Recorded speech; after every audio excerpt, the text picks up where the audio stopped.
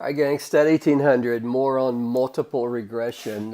Checking assumptions. What we've done so far is we've looked at the model fit. And what we did there, we looked at the ANOVA results using the F-test. And we looked at the adjusted R-squared. We looked at the R-squared too, but I hope I've convinced you by now that the adjusted R-squared is more effective in evaluating the percentage of variation in our dependent variable that's explained by the variation in our predictors.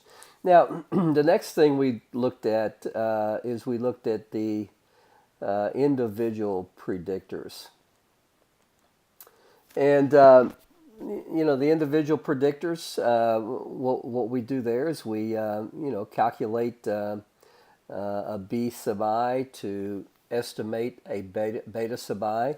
And just like we've done, previously, we look at a test statistic and we look at a p-value.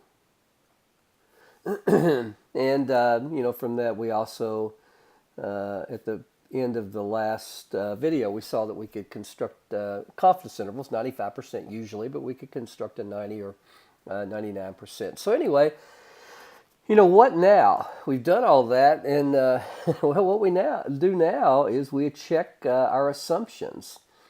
It kind of seems like that you would check these beforehand, but it's kind of a weird scenario with multiple regression in that you've got to create your model so you can create certain values so you can check your assumptions. So one more time.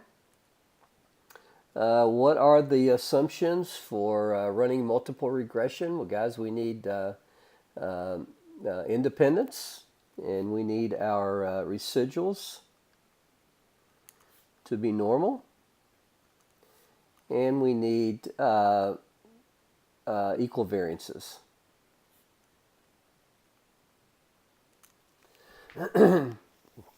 So, how do we check that? Well, it turns out that the way we check it, keeping it as simple as possible, is we look at scatter plots between three things. Now I say three things because what I'm assuming here is that we have a y that we are predicting from an x1 and an x2, and of course we have our intercept. So we have a two predictor model. So what we'll want to do is we'll want to create our residuals, and then we'll want to look at our predicted as the dependent variable, as the independent variable, and our residuals as the dependent variable. And what we hope we see is no pattern. No pattern indicates we haven't violated the assumptions. The next thing we'll want to do is we'll want to look at the residuals over x1, and we'll want to look at the residuals over x2. And again, violation of none of the assumptions. A violation of the assumptions means that we'll get scatter plots that look like this. All right. So guys, we've got a nice data set up here. I want to get rid of a bunch of stuff. I don't need all this right now.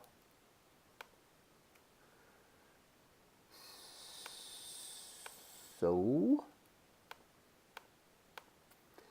let's get rid of it. Now, but what I do want to do when I run my model is I want to come in and I want to save my well, I've got the residuals versus predicted right there, but that's not gonna do everything for us. So let's come in and do our predicted values, and then let's calculate our residuals. So I want the residuals and I want my predicted values. All right. So let's compute those. And what happens, they really don't affect the printout there, but what they do is they store those in new columns. So guys, going back to the first, let's go back and see what we want to look at first here to check our assumptions. we want the predicted, the y hat, to be on the x-axis and the residuals to be on the y-axis. So guys, the way we do that's very easy. We go to graph and we go to scatter plot. And for the x, I want my predicted values, and for the y, I want my residuals. Don't need anything else just yet.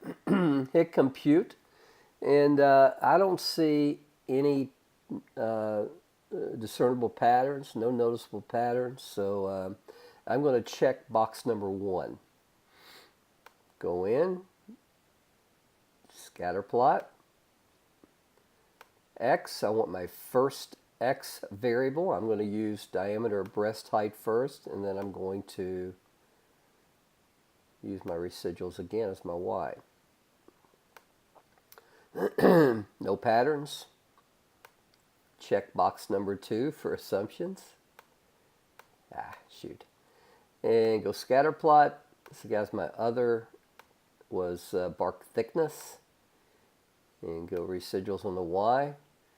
And I'm pretty sure we're going to see no patterns there. Now, what would a pattern look like? A pattern that would really concern me well, any kind of pattern at all, anything other than kind of a shotgun blast. But things that I don't want to see, I don't want to see, the classic U. I don't want to see that. I don't want to see a fanning out.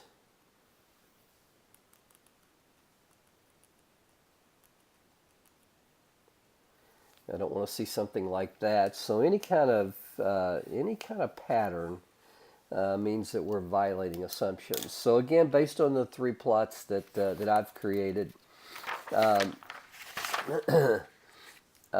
feel good that we haven't violated the assumptions. Now, sometimes in multiple regression, what you find out is that one variable is just as good as the other variable. One variable is just as good. One variable as a predictor, easy for you to say, is just as good as using both. So I want to test that out. So what I want to do is I want to get an adjusted R-squared for model 1, and this is going to be bark thickness predicting height. The second thing I want to do is I want to get breast height diameter predicting height. And then third, I want to do bark thickness and breast height diameter predicting height. And I want to calculate the adjusted R-squareds on all of those. And guys, let me tell you what the game plan is here. I want to choose the model that provides the biggest adjusted R-squared, because that's ultimately what I'm wanting to do. I'm wanting to eliminate as much noise as I can in my model. And the higher my R-square is, the larger percent of variation that I explain in my dependent variable, then that's the model that I want to actually end up on. So guys, I'm going to get my adjusted R-square for all. So again, with technology, it's easy to do. So I'm going to go stat, regression, simple linear regression for the first. No, I can't do that. Guys, I'm going to have to go stat, regression, multiple linear regression. And I want my height to be my y. But the only thing I want first is bark thickness. All right? So guys, I am going to hit compute. And I can see that my adjusted R-squared is 50.42%.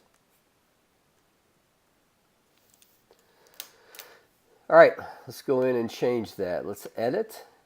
And instead of bark thickness,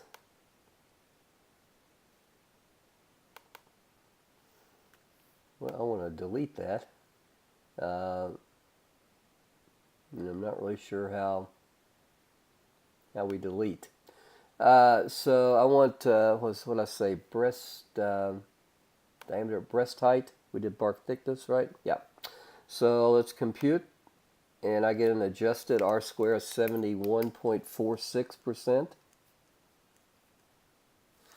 Now let's throw both variables in as predictors.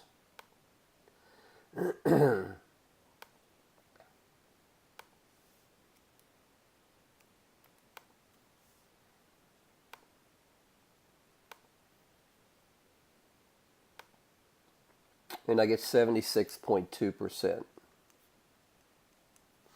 So going back over to the print, what I've written here, the highest adjusted R squared came from 3, so the model that I would want to keep is the one that includes both models. Now, guys, that's not always the case. In fact, I will search to see. In fact, I think I know one. Let's just put it to the test here. Put myself to the test. I think if we went to I looked at this the other day. Maybe it was baseball or basketball. Maybe it's NBA.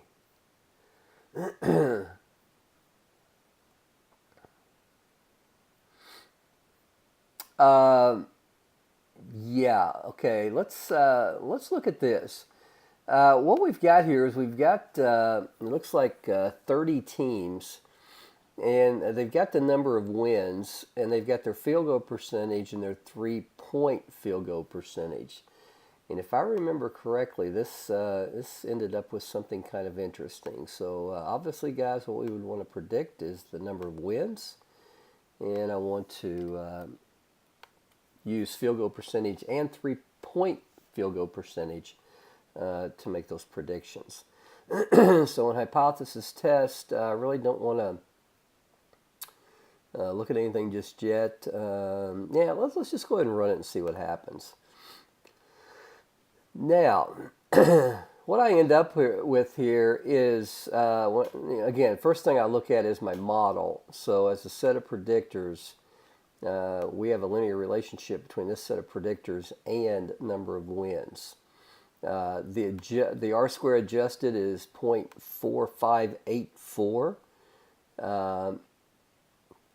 So 45.8% of the variation in wins can be explained by the variation in field goal percentage and 3-point field goal percentage. Now, when I'm putting up this video, University of Kentucky basketball season is just starting. I think we've already played 6 games, so I don't know. I'm a big UK fan, so now, but let's step back a second and see what happens when we explore this a little further.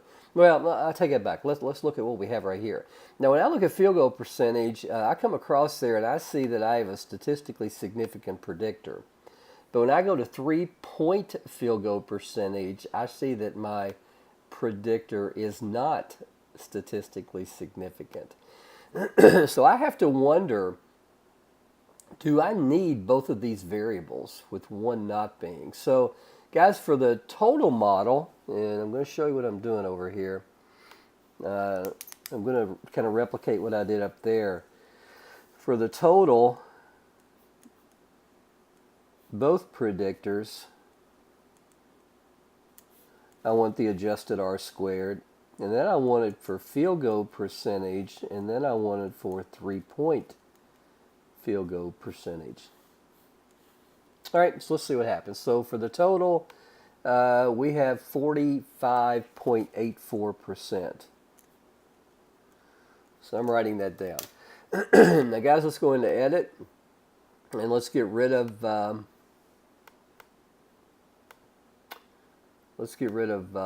let's put in field goal percentage, compute, and I get an adjusted R square of 43.22.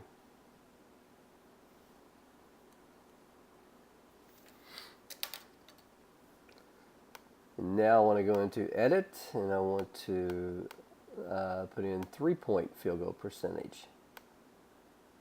And I get 26.2%. So, guys, even though my 3-point field goal wasn't a significant predictor, It is when we take out the 2-point field goal percentage. It is a significant predictor. But when we put them in there together, they're explaining so much of the same thing that the adjusted R squared just barely increases from 43.22 to 45.84, just barely increases. However, there is enough information in this variable, even though it's not statistically significant, to make our overall model better. And I know it's kind of confusing. Wait a minute, it's not significant, but combining these things together does give you a better. Now, there's other ways that we can look into this further. We don't learn those in this class. We can look into some what's called null deviance and residual deviance and things, but we don't do that in this class. So right now we just kind of look at it, in its most basic form, I guess we could say. Well, guys, check those assumptions. Make sure that that you don't violate anything. And guys, that's all I got for this one. Take care.